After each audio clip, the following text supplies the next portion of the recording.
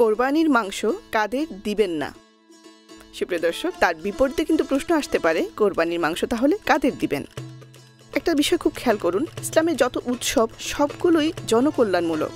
মুসলমান একে অপরের সঙ্গে আনন্দ শেয়ার করার মাধ্যমে ঈদ উদযাপন করে থাকে। রাষ্ট্র, সমাজ, পরিবার, নিকটাত্মীয় সকলের কল্যাণের কাজ করাই হচ্ছে ইসলামের জন্য ইবাদত। সুপ্রিয় দর্শক, আমরা জানবো কোরবানি মাংস কাদেরকে দিব না বা কাদের দিব। তবে তার আগে লিখুন আপনারা কে কোথা হতে দেখছেন। এবার আসুন জানি, কোরবানির ঈদে সবচেয়ে জরুরি আমল হলো পশু কোরবানি করা। সেই কোরবানিকৃত পশুর মাংস পরিবার পরিজন নিয়ে খাওয়া এবং আত্মীয় স্বজনকে বিলিয়ে দেওয়া। এখন আসুন কোরবানি মাংস সঠিক বিতরণ সম্পর্কে জানি। কোরবানি মাংস বিতরণের নিয়ম হলো মোস্তাহাব এবং উত্তম পদ্ধতি হলো মাংসকে 3 ভাগে ভাগ করা।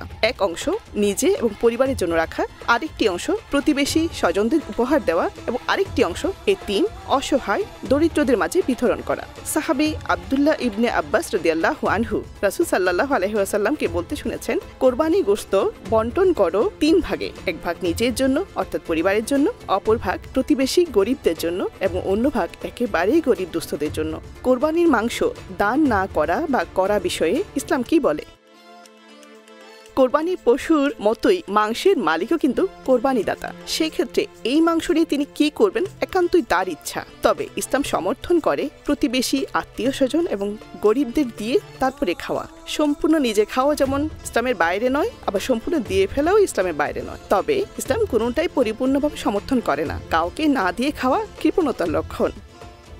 সম্পূর্ণ খাওয়া যেমন ইসলামে নেই, সম্পূর্ণ বিতরণ করাও আসলে পরিপূর্ণ ইসলামে নেই। ইসলাম সমর্থন করে সকলকে নিয়ে ঈদ উদযাপন করা। জনজীবনে ভারসাম্য রাখাই হচ্ছে ইসলামের লক্ষ্য। এই প্রসঙ্গে হাদিস শরীফে এসেছে, আল্লাহ রাসূল সাল্লাল্লাহু আলাইহি ওয়াসাল্লাম বলেন, তোমরা কোরবানির মাংস যেই পরিমাণ ইচ্ছা খাও, অন্যকে খাওয়াও এবং যতটুকু ইচ্ছা জমা রাখো। সুনানে তিরমিজি, হাদিস নাম্বার 1510। কোরবানির মাংস অমুসলিমদের মধ্যে বিতরণ করাও জায়েজ আছে। বিতরণের ক্ষেত্রে মাংসের মালিক নিজ ইচ্ছায় বিতরণ করবেন। কারো জোরাজোরি কিংবা সমাজে লোকচক্ষুর ভয়ে যেন তিনি দান না করেন। আল্লাহ তাআলা বলেন, মনে রেখো, কোরবানির জন্তুর গোশত অথবা রক্ত আল্লাহর কাছে কখনোই পৌঁছে না, বরং তার কাছে কেবলমাত্র তোমাদের তাকওয়াই পৌঁছে। সূরা হজ আয়াত 37। সুপ্রিয় দর্শক, আজ এই পর্যন্তই। আমরা পরবর্তীতে আবার অন্য কোনো তথ্য নিয়ে আবার ফিরে আসব। সে পর্যন্ত আমাদের বসি টিভির সাথেই থাকুন। ভালো লাগলে লাইক দিন, শেয়ার করুন। শেয়ার করে এই তথ্য অন্যকে জানতে সাহায্য করুন। ধন্যবাদ।